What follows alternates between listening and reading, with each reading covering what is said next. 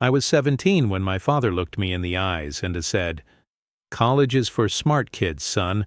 You're just not cut out for it." He didn't say it out of love or concern. He said it with that tone, the one he always used when he was trying to put me in my place. My mom didn't say anything. She never did, just sat there in silence, letting his words become gospel in our house. I wasn't a troublemaker. I wasn't failing school. I had a 3.4 GPA. I worked a part-time job, and I had dreams. Small ones, maybe, but dreams nonetheless. I wanted to go to community college for business. Nothing fancy. I just needed a start. But my parents? They laughed. Actually laughed. "We're not wasting money on something you'll probably quit halfway through," my dad said. "You'll end up flipping burgers anyway." I remember the lump in my throat. I had saved some money, but not nearly enough to afford tuition. When I mentioned financial aid, they told me not to even bother. "Don't embarrass yourself.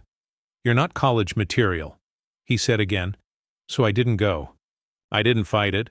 I moved out a few months after graduation. They didn't care. No tears, no hugs.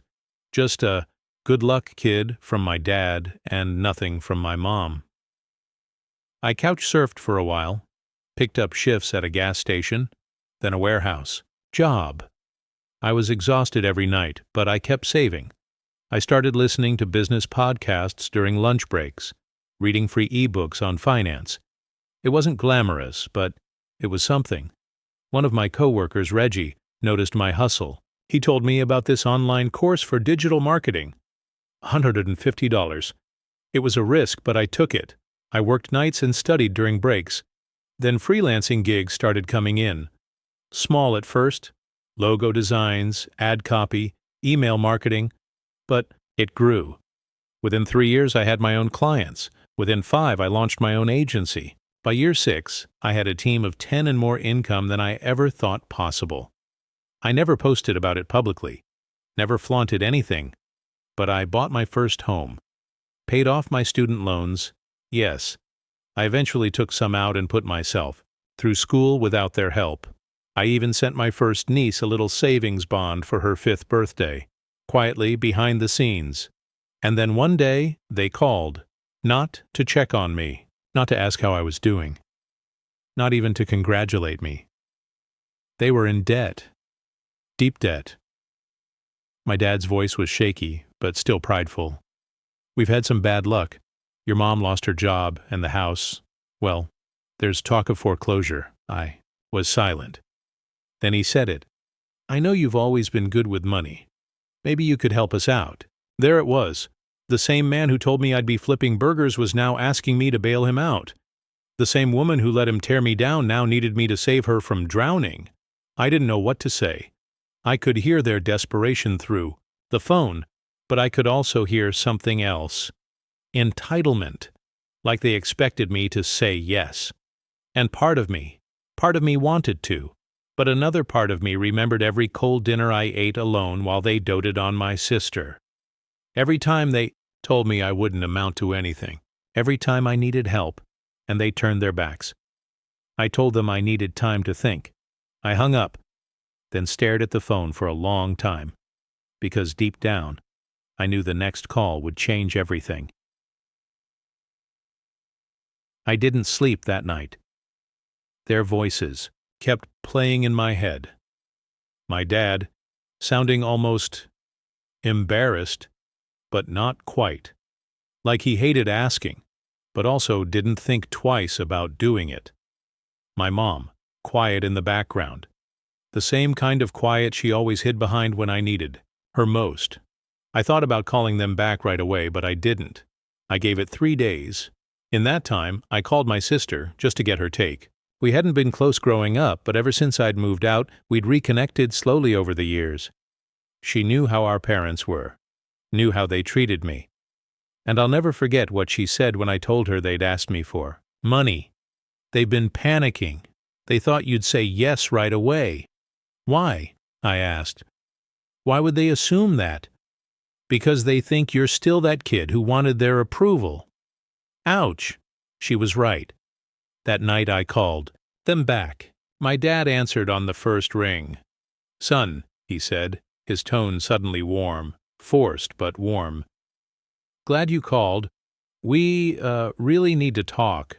I told him I'd rather talk in person, that I'd come by on Saturday. I could practically hear his smirk. Sure, good. We'll be here. Saturday came. I parked in the same driveway I used to shovel snow from as a kid and stared at the house I'd been pushed out of. The paint was peeling now. The lawn hadn't been mowed in weeks. It felt smaller somehow. Weaker. My mom answered the door. She smiled like everything was fine, like we hadn't gone years barely speaking. We're so happy to see you, she said. My dad was already sitting at the kitchen table, a pile of bills in front of him, like a carefully laid out guilt trip. They didn't ask about my job or how I was doing, just handed me the numbers. We're about $38,000 in the hole, he said. Mostly the second mortgage, the credit cards, and some hospital bills from when your mom got sick last year. I looked at the pile, then looked at them. You never asked me how I was doing, I said. Silence. You told me I was a failure, I continued. That college wasn't for people like me. You didn't just refuse to help. You made sure I knew I wasn't worth helping. That was a long time ago, my mom said quickly. We were under stress. Your father— Don't blame it on stress, I cut her off. You were cruel, and now you want me to clean up your mess? My dad's jaw tensed. We're still your parents. You don't turn your back on family. That was it. The one sentence I knew would come. You turned your back on me when I needed you most. I'm successful because you abandoned me, because I had no choice but to figure it all out alone. They didn't speak. I'm not saying this to hurt you. I'm saying this because I've changed. I'm not that kid anymore. We didn't know you'd end up doing so well, my mom said softly. That stung. So if I had failed, you'd be okay with where we left off. More silence. Finally, my dad said, Can you help us or not? I looked at the bills again, then back at them, and I said something that surprised even me. I'll help, but not the way you expect. Their eyes lit up. I'll set up a meeting with a financial advisor, someone who can look at your income and come up with a debt consolidation plan. I'll cover the consultation, but that's it. Their smiles dropped. That's it? My dad snapped. You think you're too good for us now? My mom added. No, I said, standing up. I just finally know my worth, and it's not measured in how much I'm willing to be used. I walked out. They didn't follow. That night I got a text from my sister. They're furious, but I'm proud of you, and for the first time in a long time, I felt proud of me too. A week passed. No calls, no texts. Just complete silence from my parents. I thought maybe that was it, that they'd finally accepted the boundary I'd drawn. But of course, they hadn't. The call came on a Thursday evening from a number I didn't recognize. It was my Uncle Mike. We hadn't spoken in years. He was my dad's older brother, always a bit more relaxed, more generous, but still deeply tied to the family. Hey, kid, he said. Long time. I knew something was off immediately. He made small talk for maybe 30 seconds before he got to the point. I heard things are rough between you and your folks, he said, trying to sound casual. Did they send you? I asked. Not exactly, he replied. But your mom called. Me. She's upset. Says she doesn't understand why you're being so cold. I almost laughed. They kicked me out when I was 18, I said. They told me I'd never make it, and now that I've built something, they want a slice of it. Uncle Mike was quiet for a moment. Then he said something strange. Your mom's not telling you everything. What do you mean? She told me they're behind on the house, said they'll probably have to sell, but she also said something else. Something about a letter your dad found. About your grandfather's will. I froze. What letter? They never told you? No. Tell me everything you know, Uncle Mike sighed. Your grandfather, your dad's dad, he passed away a year before you were born. He left behind a sizable inheritance. Most of it went to your dad. But there was a clause in the will that some of it would go to his grandchildren too, Once they turned 25, I felt a chill run down my spine. I turned 25 3 years ago.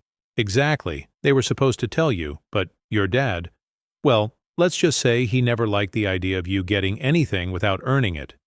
That night, I couldn't sleep. Was it possible? Had they really hidden money that was meant for me while claiming they were broke? Was that why they wanted me back in their lives now? I did some digging the next day. Got a contact for the lawyer who handled my grandfather's estate. It took some convincing, but eventually, he confirmed what Uncle Mike had said.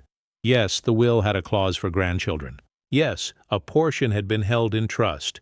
And yes, that trust had been cashed out 3 years ago by my father. It was legally questionable, ethically disgusting. He stole from me, after abandoning me, after calling me a failure, and now he was back, not just begging for money, but doing it while sitting on money he took from me in the first place. I was done, but I wasn't done quietly. I booked a flight back to my hometown, not for reconciliation, not for comfort, for closure. I planned it quietly, reached out to Uncle Mike, told him what I'd learned from the lawyer. He was furious, not surprised, but genuinely angry. He offered to host a small family dinner, just close relatives. No pressure, just enough people to make the truth hit hard when I dropped it. I arrived at Uncle Mike's place that Saturday. My parents were already there. My mother's face lit up the moment she saw me, like nothing had ever happened. Oh, sweetheart, you came. I didn't hug her. My dad stood behind her, arms crossed, a little less smug than I remembered him. We sat around the dining table. My cousins made small talk, but I was waiting for the moment, and finally it came. Uncle Mike tapped his glass. Glad everyone's here. There's something we need to talk about. Everyone turned to look at him, and then at me. I stood. I found out about the trust, I said. My mom's smile faltered. What trust? She asked. You know exactly what I'm talking about, I said. Grandpa left a portion of his estate to his grandchildren. It was supposed to be released when I turned 25. Dead silence. I pulled out the copy of the letter from the estate. Lawyer. Placed it on the table. You cashed it out, Dad, without telling me, without giving me a single cent. My father's face turned red. My mother reached for the paper but didn't say anything. You took what was mine, I continued. Then came crawling back when you needed money, pretending like you were broke, like you hadn't already stolen from me. My cousins and uncles stared, mouths open. My aunt gasped. You told us he never made it past college. One of them said. My father finally spoke. You don't understand. No, you don't understand, I cut in. You kicked me out. You told me I was a failure. You mocked every job I took. And when I finally built something, you saw dollar signs. My mom was crying now. Quiet, heavy tears. I didn't know, she whispered. Yes, you did, I snapped. And even if you didn't care enough to ask. You only reached out when you needed something. Uncle Mike cleared his throat. This is criminal, you know. Taking inheritance meant for someone else. There could be charges. I looked directly at my father. I'm not going to press charges, but don't ever contact me again. You made your choices. Now you live with them. Then I walked out. It's been 8 months. I never heard from them again. Word spread fast through the extended family. Turns out I wasn't the only one they'd wronged. Just the only one who fought. Back now, I've invested in a scholarship program for students like me. The ones who got left behind by their own families. Because if there's one thing I've learned, it's this. Family isn't always blood. Sometimes it's the people who choose to support you, even when they don't have to. And as for my parents, they're still in debt, still calling people. Just not me.